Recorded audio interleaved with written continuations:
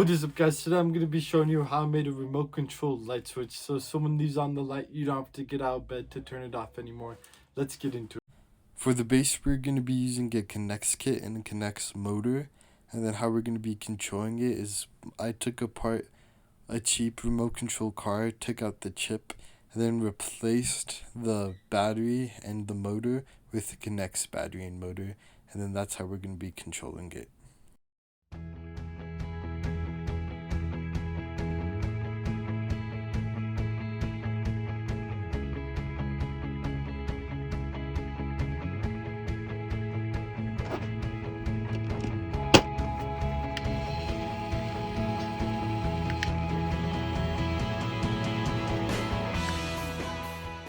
The battery pack that came to the Connex motor originally, you're going to keep to build up the base on.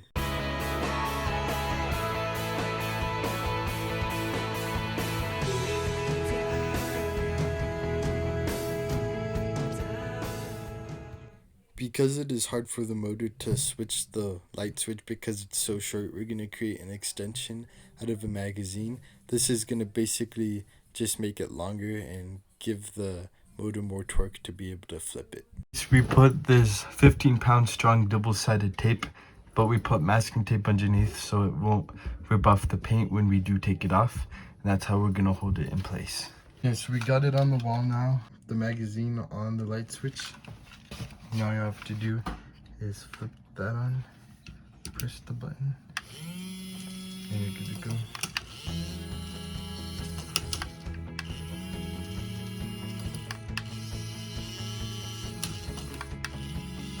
Yes, it goes up and down. Left and right does the same thing. The next video is going to be pretty big, so keep an eye out for like a month when I post that one. Thanks for watching. We'll see you guys in the next video.